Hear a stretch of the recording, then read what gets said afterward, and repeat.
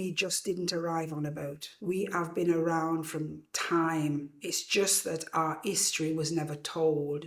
I grew up in the Caribbean, in Jamaica in particular, but I learned nothing about where my ancestors came from. So for me, my link to the statue is that there is a black woman there. She may not be my blood ancestor, but she's still linked to me by colour, by some of my family's history, which I haven't researched, but I would think that some of my family would have been enslaved. If that enslaved woman didn't pick cotton, we wouldn't wear material, we wouldn't wear clothes. So a lot of it's down to her picking that cotton and then it being transported where it needs to go to Derbyshire to be spun into material. But we don't get remembered that we had a part in the process, because without the enslaved woman picking cotton, the mill worker wouldn't have a job. Without that enslaved woman, the mill workers wouldn't be able to work and feed the family and send children to school, etc. Looking at the statue, I can reclaim that little bit about me. And if I was to take my 6-year-old granddaughter to see it, she would ask the question, Nana, why is that black woman there? And she'd refer it to, well, she looks like you. I'm black, I'm African, standing on the shoulders of very strong, proud African descendants. When we go to Greenvale, at the time as a youth going there, we always talk about over the river, a place I love to be. They have a load of like gungo peach tree, marana beans, cassava, ackee tree, all of them things, mango. But one thing I love to do is to go over there when it's August, 1st, 2nd, and 3rd of August. It was emancipation. The enslaved people that died there, their spirit went back to Africa. I kind of love going there because I became part of that, whatever the others were doing. So my granny always go over there with her one little chicken. My granny would dig up sweet potato and roast it so we could eat it. You know what I mean? But these are things that are coming from way back from their enslaved parents. But those food was still there for us. The woman in the statues to me is representative of a lot of images of women at that time. For me, it's very important because it shows you or it reminds you of where you're coming from. Where is my roots? We have contributed, and not just now. That's why that image is there. The statue reminds us where we come from. It kind of cements now in our memory if we want to hold those memories. I'm from St Kitts, the smallest island in the Caribbean, and I came here when I was 2. My gran came first, she sent for my mum, and then my mum sent for me, and that's my recollection of coming over. I've always lived in the Meadows, just off Arkwright Street. A lot of people from St Kitts live there. So when Sir Richard Arkwright, when they look at Sir Richard Arkwright, when I saw the statue of Sir Richard Arkwright, in relation to the slavery, I keep thinking I lived on that street. I lived in the old terrace houses with the outside toilets. Every Saturday we had Saturday soups and people came round and we shared our food. We knew each other. People looked out for each other. It's making me look at the place in a totally different light. The statue is going to be placed not far from where I was brought up on Arkwright Street. The statue offers me hope. Women have worked hard in Nottingham, and this is one of the first, hopefully not the last, of the symbols that will be created in Nottingham for us to be proud of. It symbolises that it's something that's going to be there long term. If my mum saw this statue, she'll say, Isley, tell me about this. And I will be able to explain, and she'll say, yes, I think I understand. She'd want to know more about the statue, but I think she'd be so proud that a black woman from the Caribbean, is in the city of Nottingham. I'm sure she would tell her friends, thank the Lord Jesus. That's what my mum would say. Thank God we are recognised as a human being like everybody else.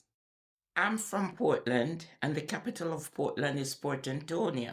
I'll first tell you about my grandmother, She's the lady that instilled a lot of things in me about pride, about dignity, about honesty, and to be constant. But she always told the story about her great-grandmother, I think it was, Mama Thomas, stowed away on one of the ships, disembarked at St. Thomas, found her way to Portland, and ended up in the village where my grandmother was born.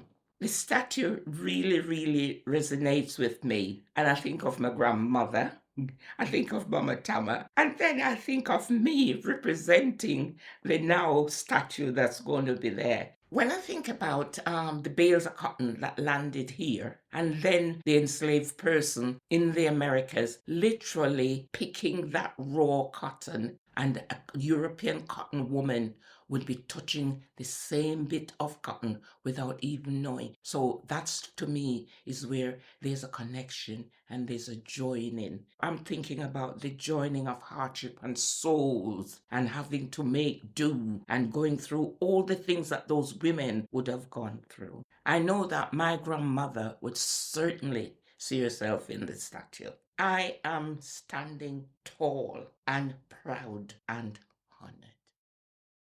Me and my partner pick a bale of cotton now. Me and my partner pick a bale a day. I jump down, turn around, pick a bale of cotton now. Jump down, turn around, pick a bale a day.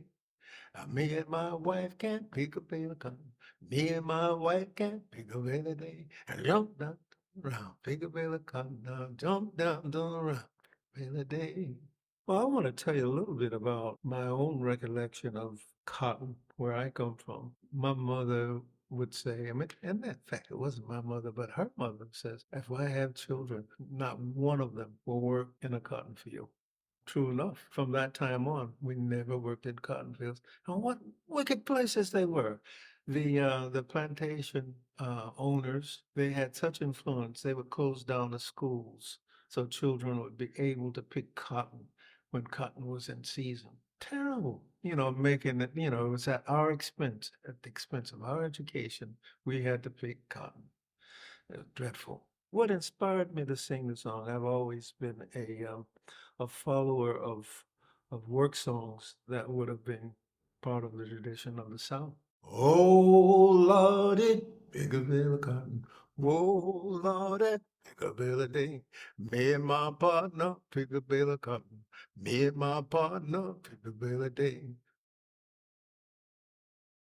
The writing our names down in the family Bible, which my mum got from her family, and I think it was a recognition that they were at least a little bit literate, because they weren't ashamed of not being able to read and write extensively, of not being able to send their children to school, but they somehow, some of the elders did, and they started the tradition of writing the names of their children in the Bible. My name was written in the Bible, my brother's name was in the Bible, my sister's name was in the Bible, so it was a beautiful thing to see this tradition carrying on from Jamaica, from St. Mary, from Trelawney. That writing of their children's name is a commitment to their children, but it's also affirming their right to be alive, their right to be people in their own right. The fact that they're doing something that matters. And that's what the statue also signifies for me. It's like we are sort of saying we've got a right to